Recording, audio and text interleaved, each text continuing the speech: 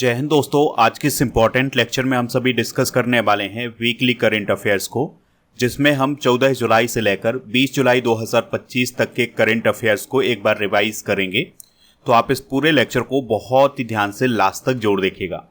आज का पहला और इम्पॉर्टेंट क्वेश्चन है, भारत का 44वां यूनेस्को विश्व धरोहर स्थल कौन बना है? आंसर हो जाएगा मराठा सैन्य परिदृश्य। तो दोस्तों, मराठा सैन्य परिदृश्य भारत का 44वां यूनेस्को विश्व धरोहर स्थल अभी हाल ही में घोषित किया गया है। ठीक है, आपको ये याद रखना है कि जो मराठा सैन्य परिदृश्य है, इसमें 12 किले शामिल हैं, जिसमें से 11 किले महाराष्ट्र में हैं और 1 किला तमिलनाडु में है। तो जो महाराष्ट्र में किले हैं उनमें सालहेर, शिवनेरी, लोहगढ़, खंडेरी, रायगढ़, राजगढ़, प्रतापगढ़, सुवर्णदुर्ग और पन्हाला, विजयदुर्ग और सिंधुदुर्ग शामिल हैं। इसके अलावा जो तमिलनाडु में किला है वो है जिंजी किला।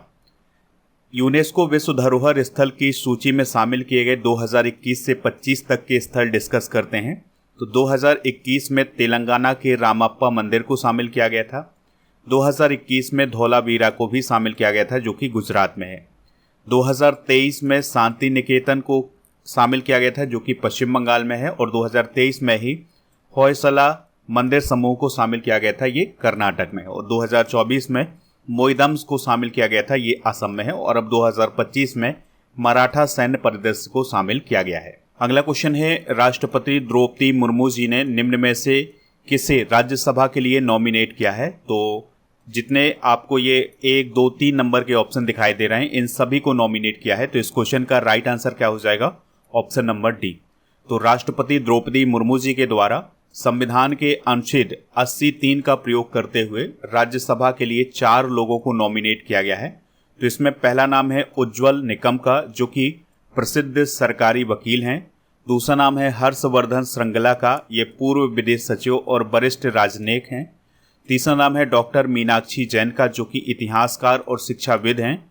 और चौथा नाम है सी सदानंद मास्टर का, जो कि शिक्षक और सामाजिक कार्यकर्ता हैं। दोस्तों, यहाँ पर आपको ये बात याद रखनी है कि राष्ट्रपति के पास ये अधिकार होता है कि वो राज्यसभा के लिए 12 मेंबर चुन सकती हैं, नॉमिनेट कर सकती हैं। तो उनमें से 4 को अभी नॉमिनेट किया गया है राष्ट्रपति जी के द्वारा। अगला क्वेश्चन है, केंद्र सरकार ने गृह सचिव गोविंद मोहन का कार्यकाल बढ़ाकर कब तक के लिए कर दिया है? तो उनका कार्यकाल 2026 तक के लिए बढ़ा दिया गया है। ठीक है, तो अगस्त में उनका कार्यकाल समाप्त होना था, लेकिन अब उनका कार्यकाल 2026 तक के लिए बढ़ा दिया गया है। इस बात को आप याद रखिएगा। उन्होंने अपना कार्यभार 2024 में संभाला था। गृह सचिव की बात करें तो गृह सचिव भारत सरकार के गृह मंत्रालय का प्रशासनिक प्रमुख होता है। यहाँ पर कुछ सचिव भी डिस्कस कर लेते हैं। तो वर्तमान में कैबिनेट सचिव कौन है? टीबी सोमनाथन। प्रधानमंत्री के सलाहकार अमित खरे और तरुण कपूर हैं। और प्रधानमंत्री के प्रधान सचिव हैं पीके मिश्रा और शक्तिकांत दास। विदेश सचिव हैं विक्रम मिश्री। रक्षा सचिव हैं राजेश कुमार सिंह। राष्ट्रीय सुरक्षा सलाहकार हैं अजीत डोभाल। और रक्षा वित्त सचिव हैं गार्गी कोल। अच्छा, आप कमेंट बॉक्स में ये बताएं कि अभी हाल ही में प्रधानमंत्री की प्राइवेट सेक्रेटरी की नियुक्ति की गई थी, तो वो कौन बनी है? इसका आंसर आप कमेंट बॉक्स में बता। अगला क्वेश्चन है, डीआरडीओ और भारतीय वायुसेना ने किस विमान से स्वदेशी अस्त्र BVRAAM का सफल परीक्षण किया है? आंसर हो जाएगा Su-30M के फर्स्ट विमान से, यानी सुखोई विमान से जो अस्त्र नामक मिसाइल है उसका सफल परीक्षण किया गया है। और ये परीक्षण कहाँ से किया गया है? ओडिशा के चांदीपुर में स्थित जो इंटीग्रेटेड टेस्ट रेंज है वहाँ से इसका परीक्षण किया गया है। अगला क्वेश्चन है, भारतीय नौसेना और किस देश की नौसेना के बीच अरब सागर में संयुक्त पासेक्स अभ्यास आयोजित किया गया है? आंसर हो जाएगा ग्रीक। तो ग्रीक की नौसेना और भारतीय नौसेना के बीच में अभी हाल ही में अरब सागर में पासेक्स अभ्यास आयोजित किया गया है। और ये कब आयोजित किया गया है? 10 जुलाई 2025 को। और ये अरब सागर के मुंबई तट के पास ये अभ्यास आयोजित किया गया है। इसमें भारतीय जहाज INS तर्कस ने हिस्सा लिया था। पासेक्स अभ्यास को हम पासिंग एक्सरसाइज भी बोलते हैं। तो यह एक संयुक्त नौसैनिक अभ्यास होता है। तो 2 मित्र देशों की नौसेनाएं समुद्र में आमने सामने होती हैं, तब इसका आयोजन किया जाता है। इसका उद्देश्य रणनीतिक युद्धाभ्यास को साझा करना होता है। अगला क्वेश्चन है कोटा श्रीनिवास का निधन हो गया है, वह कौन थे? तो दोस्तों कोटा श्रीनिवास जी का निधन हुआ है, वह एक प्रसिद्ध एक्टर थे, तो उनका अभी हाल ही में निधन हुआ है। तो साउथ की जो फिल्म इंडस्ट्री है उसमें बहुत बड़ा नाम थे कोटा श्रीनिवास, तो उनका भी हाल ही में निधन हुआ है हैदराबाद में। 83 साल की उम्र में उनका निधन हुआ है। उन्होंने तेलुगु, तमिल, हिंदी, कन्नड़, मलयालम इन सभी फिल्मों में काम किया हुआ है। हाल ही में कुछ प्रमुख निधन हुए हैं, उनको एक बार रिवाइज करते हैं। तो ICAR के पूर्व प्रमुख डॉक्टर सुबन्ना अयप्पन का निधन हुआ है। अर्जेंटीना के फुटबॉलर लुइस गैल्वन का, इतिहासकार MGS नारायणन का, इसरो के पूर्व प्रमुख कृष्णा स्वामी कस्तूरीरंगन का, ईसाइयों के धर्मगुरु पोप फ्रांसिस का, कथक नृत्यांगना कुमुदनी लाखिया, प्रख्यात पर्यावरणविद दारीपल्ली रामैया, राय लोक नर्तक राम सहाय पांडे और एक्टर मनोज कुमार का निधन अभी हाल ही में हुआ। अगला क्वेश्चन है हरि कृष्णन AR भारत के किस क्रम के शतरंज ग्रैंड मास्टर बने हैं? आंसर हो जाएगा 87। तो 87 नंबर के भारत के शतरंज ग्रैंड मास्टर कौन बने हैं? हरि कृष्णन AR। और इनका संबंध किस स्टेट से है, इस बात को भी आप नोट करिएगा। तो ये तमिलनाडु राज्य से संबंधित हैं। संयुक्त राष्ट्र जनसंख्या पुरस्कार 2025 किसे दिया गया है? तो वर्षा देश पांडे को संयुक्त राष्ट्र जनसंख्या पुरस्कार 2025 अभी हाल ही में प्रदान किया गया है। उन्हें ये जो सम्मान दिया गया है यह लिंग समानता, प्रजनन अधिकार और लिंग चयनात्मक गर्भपात के खिलाफ उनके आजीवन संघर्ष के लिए दिया गया है। उनका संबंध किस राज्य से है? तो उनका संबंध महाराष्ट्र राज्य से है, इस बात को आप नोट कर सकते हैं। उनके द्वारा 1990 में दलित महिला विकास मंडल की भी स्थापना की गई। अगला क्वेश्चन है आर्थुनकल पुलिस स्टेशन किस राज्य में स्थित है जो भारत का पहला ISO प्रमाणित स्टेशन बना है? आंसर हो जाएगा केरल। तो केरल राज्य में स्थित है आर्थुनकल पुलिस स्टेशन, तो उसे अभी हाल ही में ISO प्रमाण पत्र मिला है। नेक्स्ट क्वेश्चन है केंद्र शासित प्रदेश लद्दाख के उपराज्यपाल कौन बने हैं? तो कविंदर गुप्ता भी हाल ही में लद्दाख के उपराज्यपाल बनाए गए हैं। तो अभी तक लद्दाख के LG थे BD मिश्रा जी, अब उनके स्थान पर कविंदर गुप्ता को लद्दाख का उपराज्यपाल बनाया गया है। कविंदर गुप्ता भारतीय जनता पार्टी से संबंधित हैं और वो जम्मू कश्मीर के पूर्व उप मुख्यमंत्री हैं और वो जम्मू के 3 बार मेयर भी रहे हैं 2005 से 2010 तक। लद्दाख की बात करें तो लेह इसकी राजधानी है। उपराज्यपाल बने हैं कविंदर गुप्ता। 31 अक्टूबर 2019 को लद्दाख केंद्र शासित प्रदेश बना था। पैगोंग, मोरेरी और सोकार ये सभी जिले कहाँ पर हैं? लद्दाख में। खारदोंगला, चांगला, जोजिला, बारालाचाला और इसके अलावा फोटुला ये सभी दर्रे लद्दाख में स्थित हैं। लद्दाख पश्मीना, लद्दाख खुबानी और लद्दाखी लकड़ी की नक्काशी और लद्दाख सी बकथॉर्न यहाँ के GI टैग हैं। अगला क्वेश्चन है बी सरोजा देवी कौन थी जिनका हाल ही में निधन हुआ है? आंसर हो जाएगा एक्ट्रेस। तो भारत की प्रसिद्ध एक्ट्रेस थी बी सरोजा देवी, तो उनका भी हाल ही में निधन हुआ है और ये दक्षिण भारतीय सिनेमा से संबंधित थी। इनके द्वारा 200 से अधिक फिल्में की गई हैं। इन्हें 1969 में पद्मश्री और पद्म भूषण 1992 में प्रदान किया गया था। अगला क्वेश्चन है टेस्ला कंपनी ने भारत में अपना पहला अनुभव केंद्र कहाँ खोला है? आंसर हो जाएगा मुंबई में। तो दोस्तों टेस्ला कंपनी के द्वारा 15 जुलाई 2025 को मुंबई में अपना पहला अनुभव केंद्र खोला गया है। तो यहाँ पर ग्राहक टेस्ला की गाड़ियों को देख सकेंगे, छू सकेंगे और टेस्ट ड्राइव भी कर सकेंगे। टेस्ला कंपनी की बात करें तो यह अमेरिका की कंपनी है। 2003 में इसकी स्थापना हुई थी और यह इलेक्ट्रिक वाहन बनाती है और इसके वर्तमान में जो चेयरमैन है वो कौन है? एलन मस्क, जो कि ट्विटर के भी मालिक हैं। अगला क्वेश्चन है पुसापति अशोक गजपति राजू किस राज्य के नए राज्यपाल बने हैं? आंसर हो जाएगा गोवा। तो गोवा के नए राज्यपाल कौन बने हैं? पुसापति अशोक गजपति राजू। इन्होंने राज्यपाल के रूप में PS श्रीधरन पिल्लई का स्थान लिया है। आपको याद रखना है कि जो गजपति राजू हैं ये आंध्र प्रदेश विधानसभा के सदस्य भी रहे हैं 1978 से 2004 तक और 2009 से 2014 तक वो आंध्र प्रदेश विधानसभा के सदस्य चुने गए हैं 7 बार। इसके अलावा 2014 से 18 तक केंद्र सरकार में नागरिक उड्डयन मंत्री भी रहे हैं और उनका संबंध तेलुगु देशम पार्टी से रहा है। अगला क्वेश्चन है न्यू कैलेडोनिया को किस देश के नए राज्य के रूप में दर्जा मिलेगा? आंसर हो जाएगा फ्रांस। तो फ्रांस का एक नया राज्य बनने जा रहा है जिसका नाम है न्यू कैलेडोनिया। ठीक है, इस बात को आप नोट कर लें। अब आप यहाँ पर फ्रांस देख पा रहे हैं और यहाँ पर स्थित है न्यू कैलेडोनिया। तो इतनी दूरी पर स्थित है न्यू कैलेडोनिया। तो अब ये फ्रांस का एक राज्य बनने जा रहा है। दोस्तों, जो न्यू कैलेडोनिया है यहाँ पर फ्रांस का शासन है 1853 से। ठीक है, अब यहाँ के लोग समय समय पर अलग होने की मांग करते रहे हैं, लेकिन अब फ्रांस के द्वारा इसको एक अपना स्टेट बनाने का फैसला लिया गया है। अगला क्वेश्चन है, किस राज्य की विधानसभा में वामपंथी उग्रवाद के खिलाफ विधेयक पारित किया गया है? आंसर हो जाएगा महाराष्ट्र। तो दोस्तों, महाराष्ट्र विधानसभा में वामपंथी उग्रवाद के खिलाफ विधेयक पारित किया गया है, जिसका उद्देश्य वामपंथी उग्रवादी संगठनों की गैरकानूनी गतिविधियों को रोकना है। इस कानून के तहत जो गैर कानूनी संगठन होंगे उनके सदस्यों को 2 से 7 साल की जेल की सजा का प्रावधान भी किया गया है। और महाराष्ट्र इस प्रकार का कानून बनाने वाला 5वां राज्य बना है। इससे पहले छत्तीसगढ़, तेलंगाना, आंध्र प्रदेश और ओडिशा में भी इस प्रकार का कानून बन चुका है। अगला क्वेश्चन है, असीम कुमार घोष किस राज्य के नए राज्यपाल बनाए गए हैं? आंसर हो जाएगा हरियाणा। तो हरियाणा के नए राज्यपाल कौन बने हैं? असीम कुमार घोष बने हैं। तो अभी राष्ट्रपति द्रौपदी मुर्मू जी के द्वारा भारत के संविधान के अनुच्छेद 155 का इस्तेमाल करते हुए उन्हें यानी असीम कुमार घोष को हरियाणा का राज्यपाल नियुक्त किया गया है।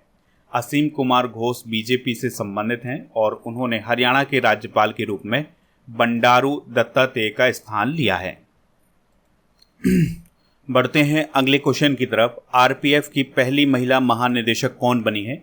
आंसर हो जाएगा सोनाली मिश्रा। तो सोनाली मिश्रा को आरपीएफ का नया महानिदेशक बनाया गया है। वह 1993 बैच की मध्य प्रदेश कैडर की आईपीएस ऑफिसर हैं।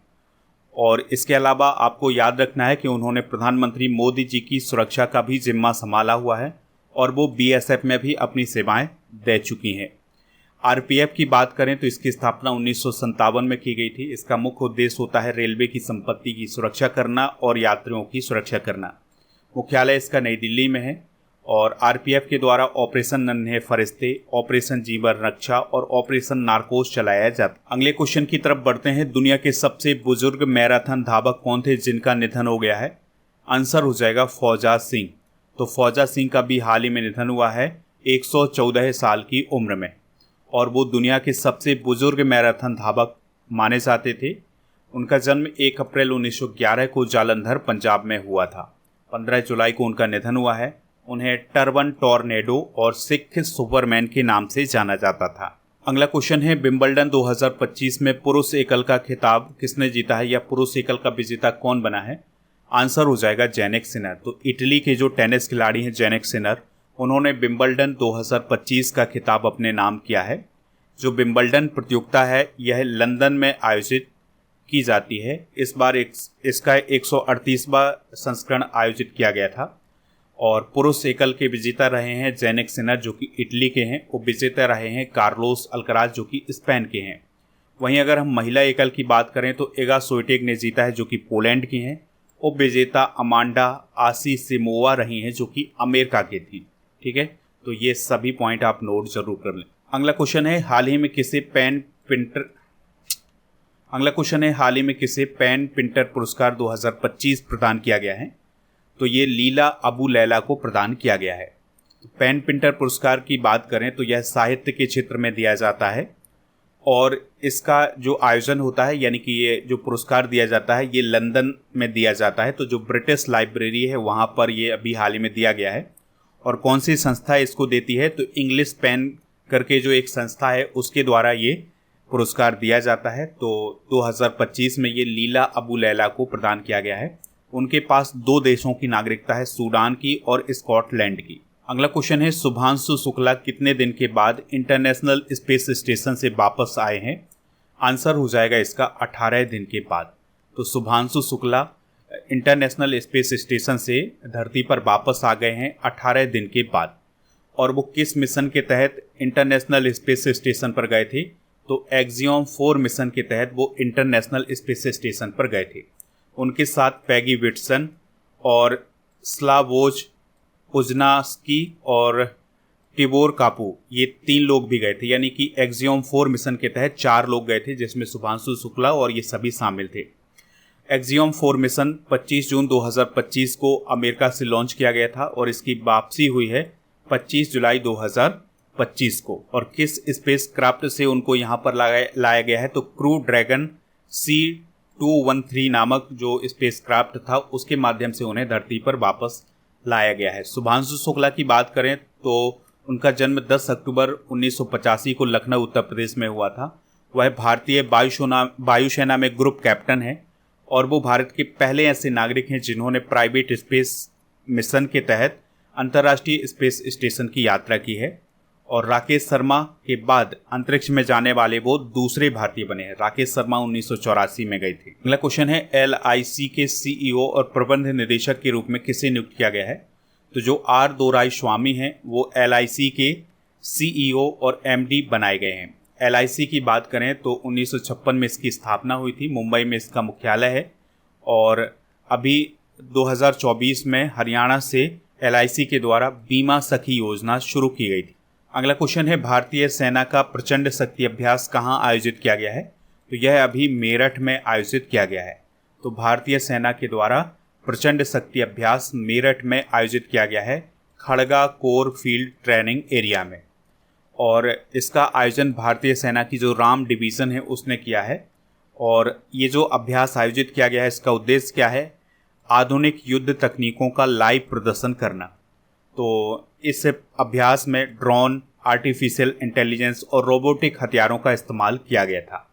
अगला क्वेश्चन है, ICC player of the month का पुरस्कार जून 2025 का एडन मार्करम को प्रदान किया गया है। वह किस देश के क्रिकेटर हैं? तो वह साउथ अफ्रीका के क्रिकेटर हैं। तो उन्हें ICC के द्वारा प्लेयर ऑफ द मंथ का पुरस्कार दिया गया है जून 2025 का। ठीक है।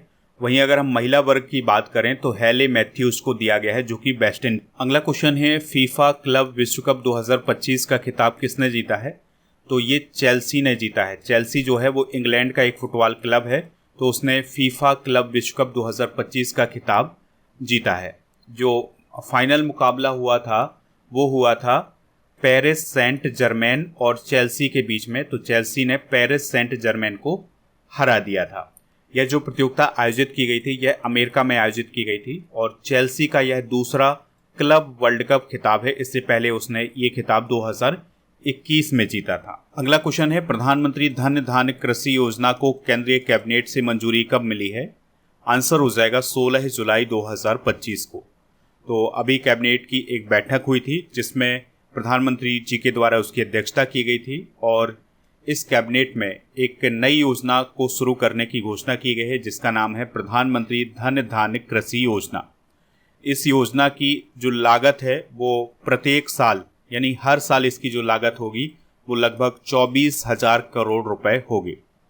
और इस योजना का उद्देश्य क्या है? फसल उत्पादकता बढ़ाना, खासकर उन जिलों में जहां पैदावार कम है।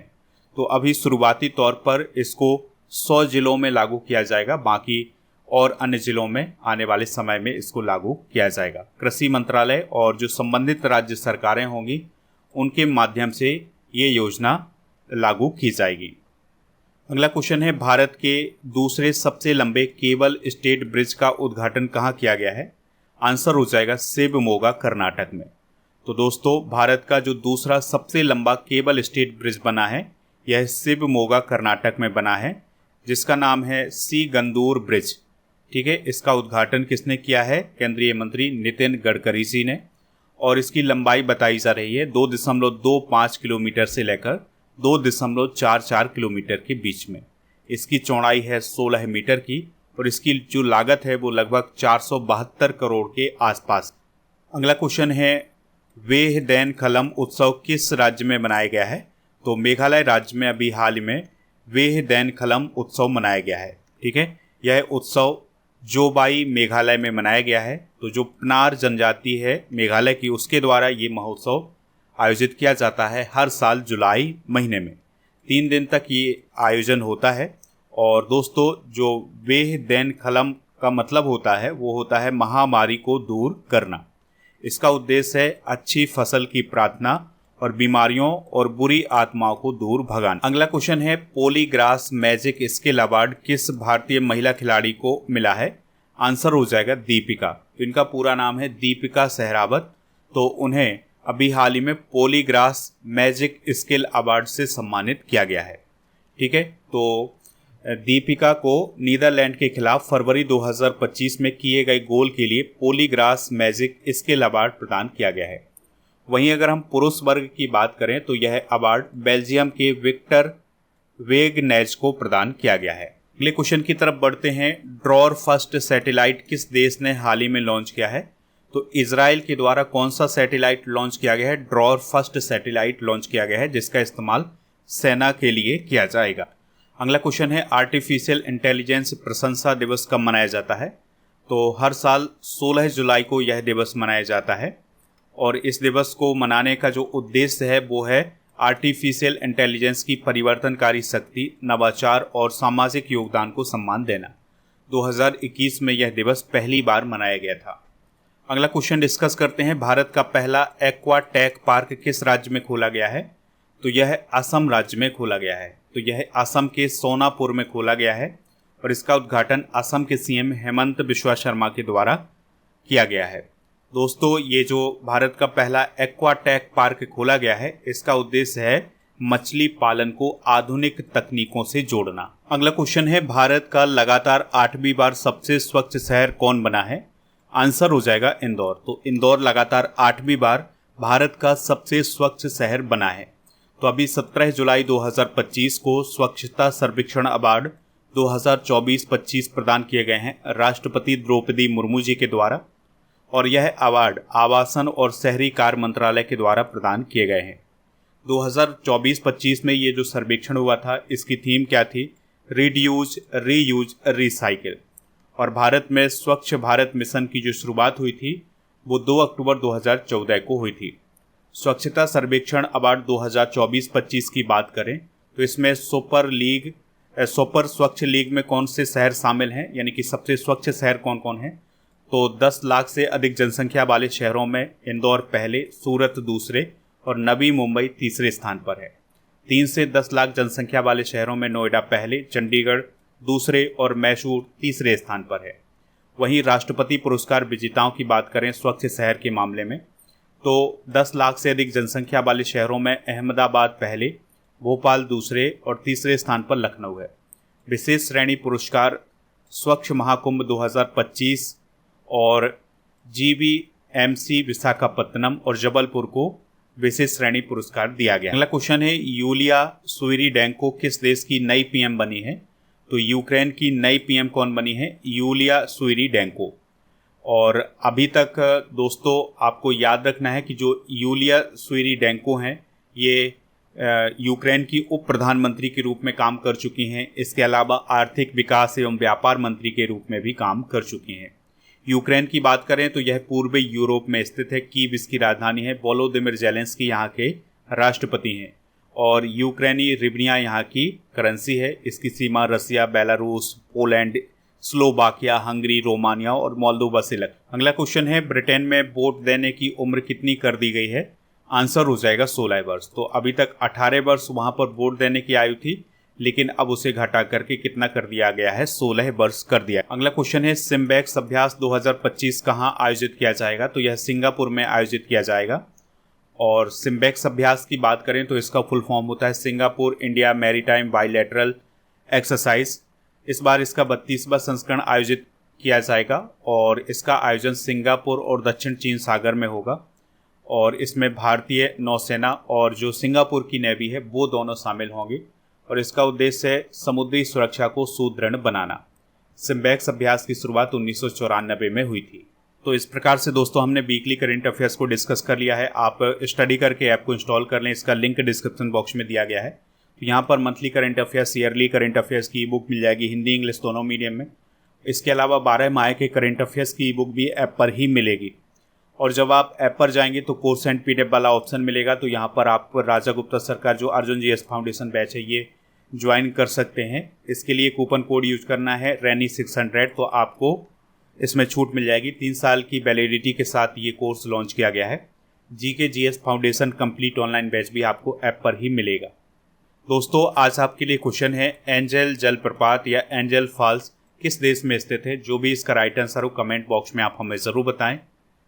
आप हमारे टेलीग्राम चैनल को ज्वाइन कर लें जिसका नाम है स्टडी कर ऑफिशियल। जब आप स्टडी करके ऐप को इंस्टॉल करेंगे तो वहाँ पर आपको जीके जीएस की ये सभी ई बुक मिल जाएंगी जो कि हिंदी इंग्लिश दोनों मीडियम है, तो इसको प्राप्त कर लें। और ऐप पर जब आप जाएंगे तो डेली करेंट अफेयर्स का टेस्ट भी दे सकते हैं, टेस्ट पास वाले ऑप्शन पर जा करके। इसी ऑप्शन पर आपको 4000 से अधिक टेस्ट मिलेंगे 1 साल की वैलिडिटी के साथ।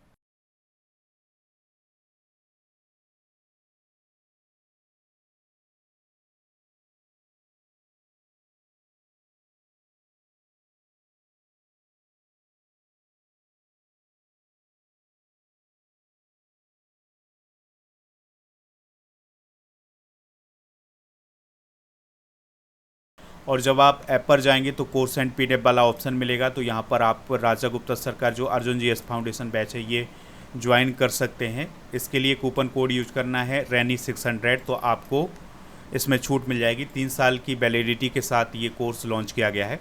GK GS foundation complete online batch भी आपको ऐप पर ही मिलेगा।